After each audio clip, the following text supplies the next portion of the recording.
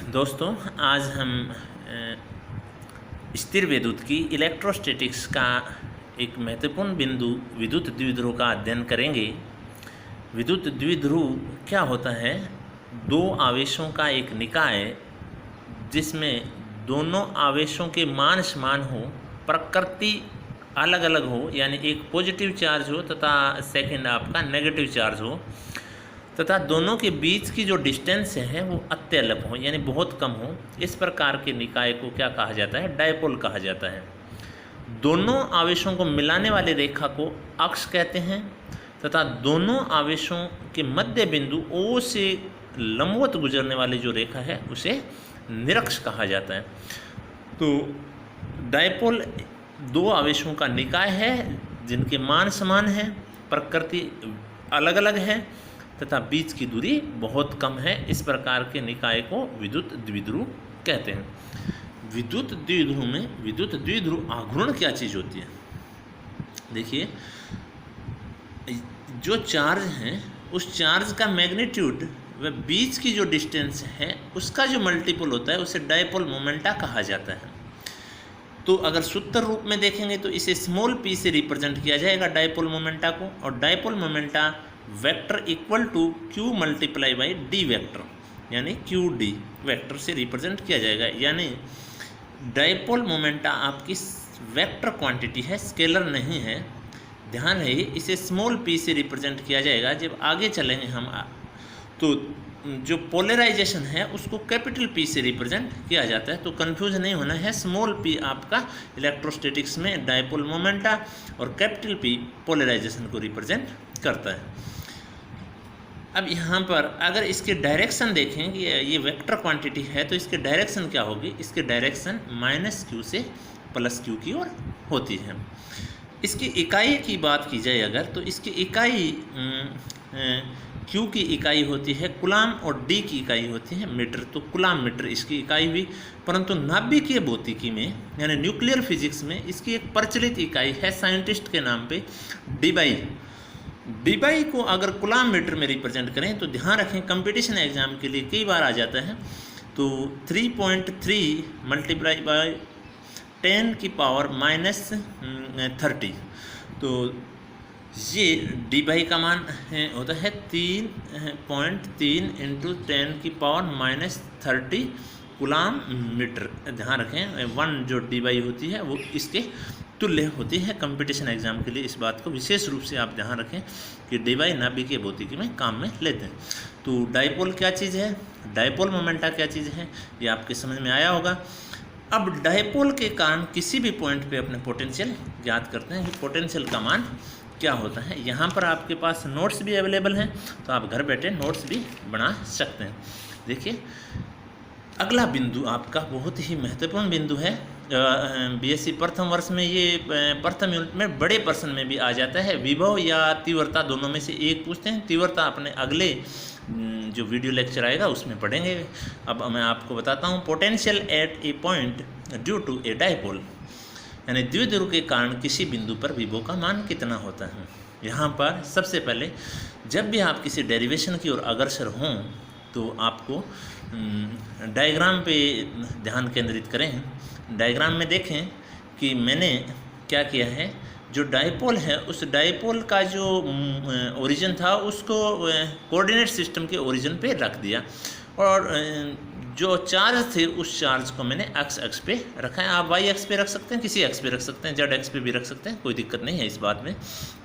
देखिए, एक बात का विशेष ध्यान रखें, प्लस जो चार्ज है वो प्लस एक्स के अकॉर्डिंग और -q जो चार्ज है वो -x के अकॉर्डिंग रखें। अगर आप उल्टा रखेंगे तो आपके जो डेरिवेशन में जो साइन आएगा अंत में वो नेगेटिव आएगा, तो उसको रिमूव करना पड़ेगा आपको, तो वो कठिनाई हो सकती है आपको। तो आप ध्यान रखें इस बात का।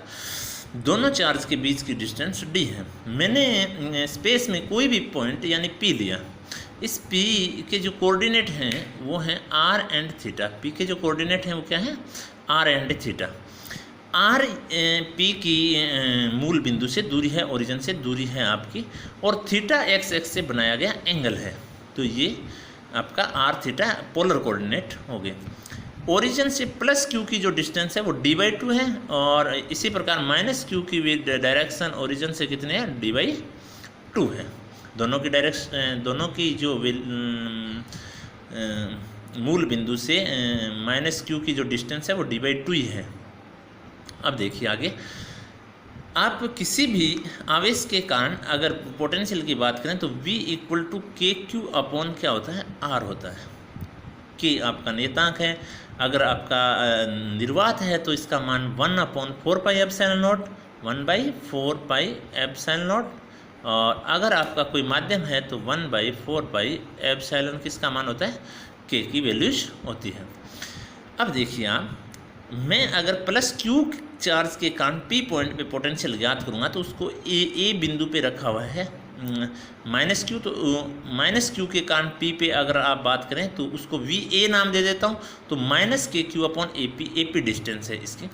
इसी प्रकार B पे जो चार्ज रखा है Q, उसको मैं सिंबोलिज्म रूप से VB कहूँगा, और VB = क्या आएगा, KQ अपॉन BP आ जाएगा।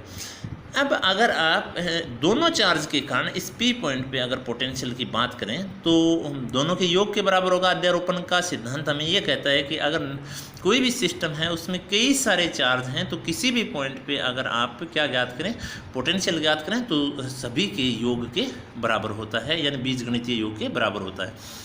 अब तो टोटल जो पोटेंशियल होगा वो V = क्या आएगा, VA + VB आएगा। VA एंड VB की जो वैल्यूज़ हैं वो मैंने यहाँ रख दी। दोनों में KQ कॉमन आ रहा है, KQ को मैं बाहर ले गया, तो क्या बचा अंदर आपका -1/AP और +1/BP। अब मूल उद्देश्य मेरा ये रहा कि AP एंड BP के जो मान हैं, AP एंड BP के जो मान हैं वो R एंड थीटा में आ जाएँ, क्योंकि मेरे पास जो P की पोजीशन है वो R थीटा से डिफाइन है, तो डिस्टेंस ये डिफाइन नहीं है, मेरे पास R थीटा डिफाइन है, तो मैं AP एंड BP के मान R थीटा में निकालना चाह रहा हूँ। इन मानों को निकालने के लिए क्या करते हैं, O से AP पे लंब ON डाल देते हैं तथा B से OP पे लंब BM डाल देते हैं। अब यहाँ से इससे आगे की जो डिस्टेंस है, यानी BP है वो MP के बराबर है तथा OP है वो NP के बराबर है। गौर से देखना, यहाँ से ये वाली डिस्टेंस और ये वाली डिस्टेंस बराबर है, इधर ये वाली और ये वाली बराबर है। अब अगर ये वाली डिस्टेंस की बात करें, यहाँ से यहाँ तक की डिस्टेंस, ये एंगल अगर थीटा है तो ये लंब है, ये आधार है। आधार निकालने के लिए कोस काम में लेते हैं। ये d/2 डिस्टेंस है जो कि कर्ण है, तो ये वाली डिस्टेंस आएगी वो d/2, ये वाली डिस्टेंस आएगी वो d/2 कोस थीटा आएगी आपकी, ये वाली डिस्टेंस d/2 कोस थीटा आएगी। इसी प्रकार इधर वाले ट्रायंगल में देखेंगे तो ये वाला थीटा है, ये चार्ज बहुत ही नज़दीक रखे हुए हैं। अगर बहुत ही नज़दीक रखे हुए हैं तो ये वाला एंगल भी क्या मान सकते हैं, अप्रोक्सीमेशन लगा के ये भी थीटा मान सकते हैं। अगर ये थीटा मानेंगे अगर आप, तो ये वाली डिस्टेंस होगी वही आधार, और डिस्टेंस कर्ण की d/2 है तो ये भी d/2 कोस थीटा हो जाएगा आपका। अब यहाँ से जो आगे की डिस्टेंस यानी NP था वो किसके बराबर था, OP के बराबर था। अगर ये बराबर है तो ये वाली डिस्टेंस R हुई, तो ये टोटल जो डिस्टेंस हुई इधर वाली AP जो डिस्टेंस हुई वो R + d/2 कोस थीटा हुई। इसी प्रकार ये वाली डिस्टेंस R है तो ये वाली जो डिस्टेंस होगी यानी BP जो होगी वो R - d/2 कोस थीटा होगी। तो अब आपके पास किसके मान आ गए, AP एंड BP के मान आ गए, AP एंड BP के मान आ गए। AP का मान आया R + d/2 कोस थीटा, इसी प्रकार BP का मान आया R - d/2 कोस थीटा।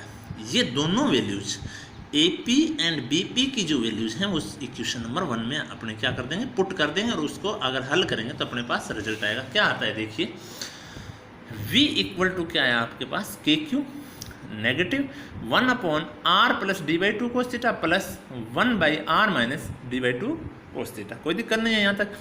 अब देखिए मैंने LCM लिया, यहाँ से LCM लिया तो x - y है, x + y x - y है, x + y x - y को अगर मल्टीप्लाई करें तो x² - y² फॉर्मूला है, तो यहाँ से r² - d²/4 cos² थीटा आपके पास वैल्यूज आ गई। ये इसका मल्टीपल इससे और इसका मल्टीपल इससे हुआ, तो ये -r + d/2 cos थीटा, ये +r + d/2 cos थीटा। कोई दिक्कत नहीं है यहाँ तक।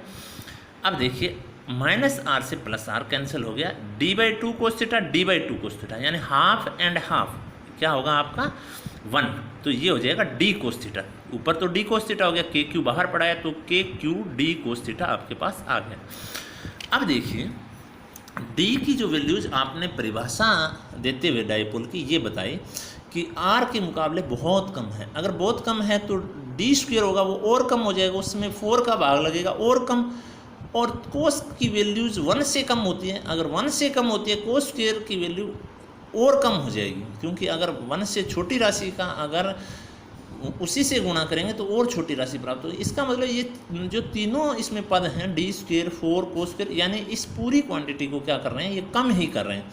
तो आर स्क्वायर ज़्यादा है, ये कम है, इसका मतलब इसको क्या किया जा सकता है, नगण्य मानकर छोड़ा जा सकता है, तो इसको छोड़ दिया गया। अब आया के क्यू डी कोस थीटा, अभी पढ़ के आया आप क्यू डी इक्वल टू क्या होता है पी, तो ये हो गया K P cos theta upon R square. तो वी की जो वैल्यू किसी भी पॉइंट पे यानी पोटेंशियल आया ड्यू टू ए डायपोल, उसकी वैल्यू जाएगी K P cos theta upon R square. यहाँ तक कोई दिक्कत नहीं होनी चाहिए आपको। अब देखिए इसका सदिश निरूपण यानी वेक्टर रिप्रेजेंटेशन अगर करें डिफरेंट टाइप की पोजीशंस में यहाँ पे दिखा रहा हूँ, तो मैंने r का मल्टीप्लाई ऊपर किया और r का ही मैंने मल्टीप्लाई नीचे कर दिया, तो r सदिश का और r क्यूब हो गया नीचे।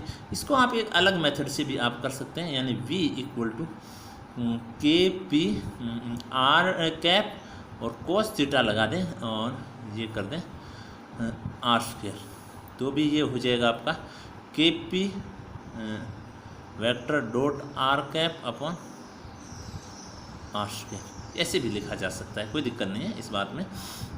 तो K P R cos theta upon R cube आया, तो K P dot R vector and upon R cube, तो ये बड़ा इसका वेक्टर रिप्रेजेंटेशन हो गया।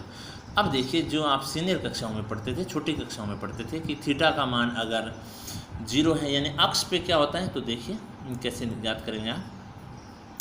अगर x पे चलेंगे आप तो थीटा का मान क्या हो जाएगा, 0 हो जाएगा। 0 होगा तो कोस का मान क्या होगा, 1 होगा। तो जैसे आप इसमें वैल्यू रखेंगे कोस थीटा इक्वल टू 1, तो v का मान क्या हो जाएगा, के पी अपॉन आर स्क्वायर आ जाएगा। ठीक है, निरक्ष पे अगर ज्ञात करेंगे तो निरक्ष पे थीटा का मान 90 डिग्री होता है, तो कोस 90 का मान कितना होता है, 0 होता है। तो इसका मतलब कोस का मान अगर 0 है तो v का मान भी क्या हो जाएगा, 0 होता है। तो अक्ष पे तो आपका पास क्या आ गया, के पी आर स्क्वायर, और निरक्ष पे क्या आ गया, 0। तो ये आपके किसी भी बिंदु पे डायपोल के कारण पोटेंशियल का जो मान है K P cos theta upon R square होता है। Thank you very much.